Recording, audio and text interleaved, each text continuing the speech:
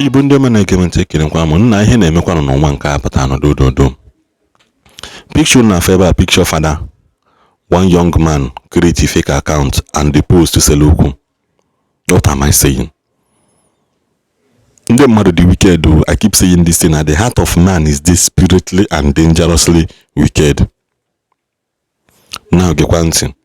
Breaking news. Ọ bụrụ na m afọrọ, ọ bụrụ na m post the video and which means na in my mind I will not forgive myself. Let I go. And my like ebe ọ bụ na emere ihe dị mma mpụta nkwe na emere ihe dị mma ebe ọ bụ na emere nke ọjọọ nkwe na nke ọjọọ bụ ihe ọjọọ. What are we saying here? A reverend father, a deacon organic, that should be deacon, actually chief father, on the 20th of November, that guy father. Then somebody went online and make a post with fake account with picture one. Or the picture okay, make a fake post. Saying that the guy to Balini one may be no chief father. The father on ya to be one and he's trying to the girl we put their female. This thing happened since June. Now just when kede can them mad how we people kede kunu si alalo na abana no fully whether na hunu ne ku bi honjo ihun ne be honjo what you are doing against your fellow human being danger. How do you people sleep at night? Can you kene or idi na ilaro la ko idi na mugida anya chefu? Because me myself I believe in that Bible verse that says that he giveth his beloved sleep. Ebe for me juro mo la me egwu except na ma no holo and don't no chola abata. In my mind, mma akwụ na m ji ụlọ ụgwọ na mma ala ha ụfọdụ oge nna akwụla ọtọ la lụọ ụla mbata ndị ọlụ ọbụgolo anyị mụrụ anya abalị wee and most like nara mụ anya abalị until the last day. Mgbe sometimes I bido shooting ebe 8 a.m. I shoot with aka ebe mgbede once ihe niile I shoot na ezibi ha na I ba indoor to wrap up the indoors. I bido shoot sometimes 9 p.m. Sometimes we ended up 9 a.m. in the morning. Constant filming. But I go constant filming. So once I'm bata that kind of thing, the channel students bata ma quarter la rola from 10 a.m. Sometimes I'm la to 6 p.m. or 8 p.m. Ntetekwa nlaro kozo. Ijiro mola me egwu. Man, these people, how do you people sleep at night? Now let me read out how the whole thing transpired. So follow me on this journey. Pay very much close attention to this story. Breaking news: Deacon ordination suspended after Kura blackmail, but through triumph as he was ordained a Catholic priest on November 20th, 2025.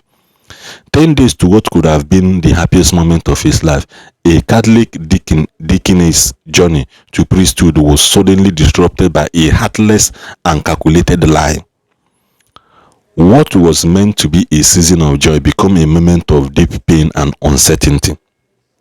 A man identified as Uchenna Nzenwenwa created a fake Facebook account under the name Joyce Fredo, using the username Frank John to forcefully accuse the deacon of impregnating his girlfriend and forcing her to commit Iwepodemwa. The entire story was fabricated. No such woman ever existed. Can you hear me? That Uchenna created two Facebook accounts. One after beginning Joyce. After beginning Frank. So well Frank where tag again the priest na that father to be in one be enjoy without knowing no young one he operated the two accounts. No one operated the two sina to bali in one be enjoy see me ke we wepo their female. However, at the end of the day, that nothing of such existed. Investigation uncovered that Uchenna was a known Onyushi in the parish where the deacon served. This is the breaking point of it. So this guy Amayama as Onyushi. Now the parish ebe the deacon na serve. Emily Kobuno we umegi hochori me the deacon buy war. See an obrom we go do those kind of thing. They will now cook up stories. Or after several incident of Izuoshi, he was confronted by the parish priest and sternly warned never to return. Now, God knows na I go this part for this story. I go this part. Only went to that area. No, now if we can see so which means something has happened. Humiliated and angered, he reportedly vowed to deal with the deacon. The deacon is unaware of the depth of his anger, did not imagine that a man could plot a far more destructive revenge. Immediately after the deacon, the diocese published an official announcement of candidates for ordination. Uchenna launched his false accusation online. His intention was simple: destroy the deacon's reputation and stop his ordination. Simple as that. There have been series of accusations of him with red-handed shows that are caught in the act. Always know he deal with the deacon.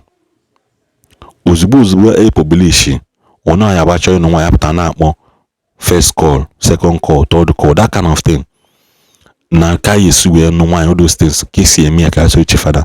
I say Malayan I mean that so those things started mba announce on the diocese announce the tinoku we set. Iga weje we be then here. In keeping with the church commitment of transparency and integrity, the ordination was temporarily suspended to allow for thorough investigation. After several inquiry and verification, the deacon was proven completely innocent. The allegations were false, malicious, and driven only by vengeance. Realizing that his wicked scheme has collapsed, Uchenna deleted the defamatory post on his Facebook fake account, added a weak excuse, and has since gone hiding. Of I could go delete the post. Then we could feel okay, account was hacked, all those kind of weak excuses, and since then he has been hiding. The incident sparked widespread outrage among Catholic and the general public. Many described the act as heartless and evil, expressing disbelief that someone could attempt to destroy another man's sacred calling simply because he was corrected for wrongdoings. Simply because he was corrected, just like some of you in online here. So we can cook against your Matthias Nando Tia Mande. Hey, I said, but I'm Kibwe. Why did you hate me for not saying I don't like rock and see cook? You like rock and see cook because none against you. Go down deep down yourself. A man just for example now. Matthias and we go UK branch now kwadi iliji na November. Na November ko na kwadi iliji UK branch. Is that Igbo tradition and culture? Is that Igbo tradition and culture for you to understand? People will wake up one day, Matthias relocate in a family obodo Igbo. Oh yeah, me bet me. Then we go again. Our parishioners remark, one parishioner remarked, he made a great mistake by trying to destroy someone's vocation instead of turning away from his own wrongdoing. On the November 20, 2025, the story ended in victory and divine vindication. The deacon who was forcefully accused, shamed, and delayed has now been successfully ordained a Catholic priest, proving that lies can delay a destiny but can never destroy it. Now forget na Jesus and Meli. Shame on you. Shame on you. Thank you guys for watching, and please, if you like that story, don't forget to also subscribe to our channel. I like Igbo. I always speak against Ihojo because this thing is totally Ihojo. Oba dey okay for this guy. I'm going to the punishment Uno GDL. Father wash ya na kun obuptela ya na street. Buptela ya na street denda ikefe ya akazu. Ikekota aki ya no ku yonu so that ka afia like this need display. Afia like this need display. Aha nja na enu no. Neni mane ona room no nweke ti osisi o ti pole na abo. Hange wulelili aye kido ya na by then aki ya na ku ya like this. Afia need display. Iwe mwe candle oko. Yeah, my candle communication at the length half year na the candle that is good that carry heat when you have a form of ma. You have to go to that candle back or good.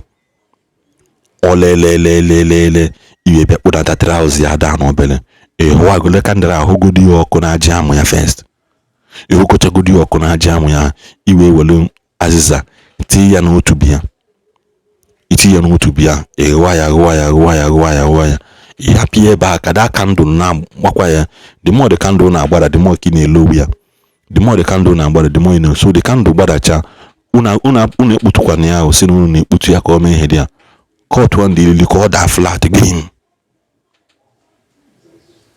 notago cut one dị ilili ka o si ha onye ahụ ebe ahụ dị height daa green so that ka ndị ọzọ mụta ụmụ ndị na-asị kwa ihe ọjọọ weta ihe ọjọọ na a lot of people knows what they are doing which is right. Ụfọdụ ụmụ ihe ha na-eme ka ọ na-eme ihe a ka don't worry ka ọ dịkwa na mgbe ọzọ ndị be anyị. Thank you for watching. See you guys next time.